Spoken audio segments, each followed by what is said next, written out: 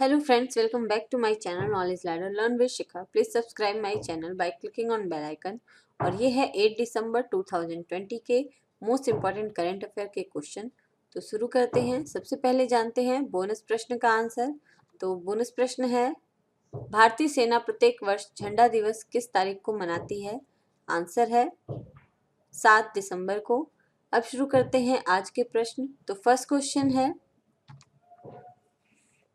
हाल ही में बांग्लादेश ने अपना पहला तरजीही व्यापार समझौता किसके साथ किया है? आंसर है भूटान। जानते हैं इसके बारे में प्रमुख बिंदु।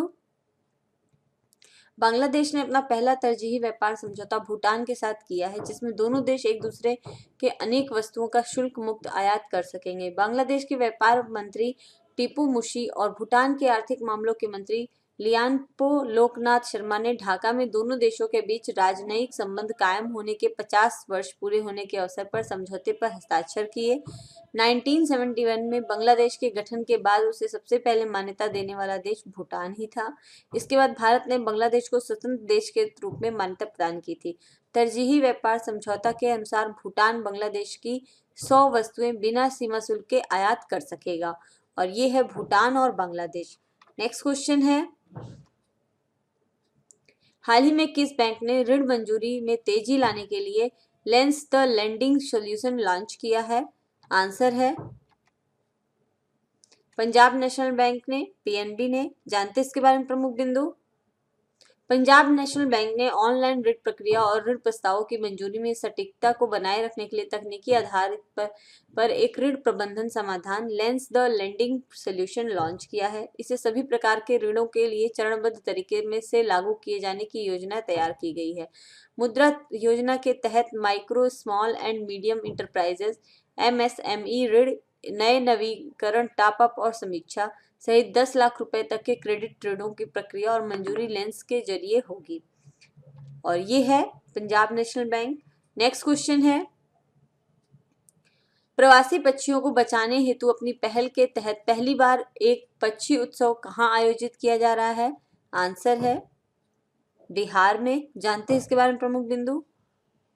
बिहार में प्रतिवर्ष बड़ी संख्या में आने वाले प्रवासी पक्षियों को बचाने हेतु अपनी पहल के तहत पहली बार एक पक्षी उत्सव आयोजित किया जा रहा है।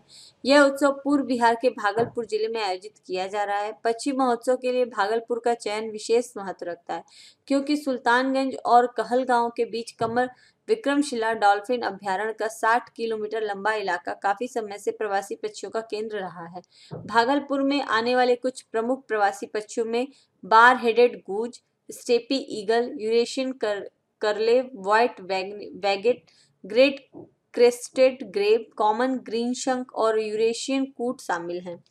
और ये हैं प्रवासी पक्षी। नेक्स्ट क्वेश्चन है, हाल ही में कहां पर उत्तर भारत का पहला ड्राइव इन सिनेमा थिएटर बनने वाला है? आंसर है लुधियाना में। जानते इसके बारे में प्रमुख बिंदु। विदेशों की तर्ज पर अब देश में भी open air drive in theatre बनने लगे हैं। लुधियाना में ऐसा ही एक ड्राइव इन सिनेमा शुरू होने जा रहा है। स्टारलाइट नाम का एक सिनेमा उत्तर भारत का पहला open air drive in theatre भी है। ओपनिंग शो का टिकट 550 रुपए है। साउंड के लिए कार के नजदीक हाईटेक स्पीकर इंस्टॉल किए गए हैं। और ये है drive in, open air drive in cinema theatre. Next question है, हाल ही में विश्व स्वास्थ्य संगठन WHO ने किस भारतीय को मुख्य कार्यकारी अधिकारी CEO बनाया गया है? आंसर है अनिल सोनी को। जानते हैं इसके बारे में प्रमुख बिंदु। विश्व स्वास्थ्य संगठन WHO ने भारतीय अनिल सोनी को मुख्य कार्यकारी अधिकारी CEO बनाया गया है। विश्व स्वास्थ्य संगठन ने दुनिया में स्वास्थ्य के मोर्चे पर लड़ाई के लिए नया संगठन बनाया। अनिल सोनी इसके पहले CEO बनेंगे। WHO विश्व स्वास्थ्य के लिए 1 जनवरी 2021 से धन संग्रह की दिशा में एक अभियान चलाएगा। इसकी कमान अनिल सोनी को दी गई है। अनिल सोनी को साल 2023 तक $1 बिलियन की रकम इकट्ठा करने की जिम्मेदारी सौंपी गई है। और ये हैं अनिल सोनी। नेक्स्ट क्वेश्चन है,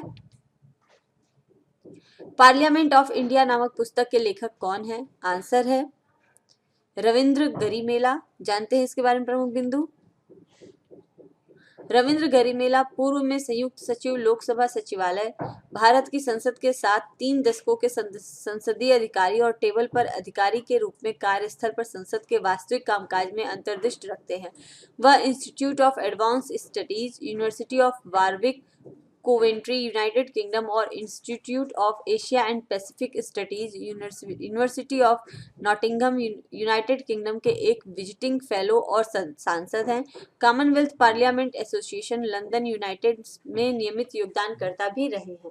और ये हैं रविंद्र गेरीमाला और ये है इनकी book parliament of India. Next question है,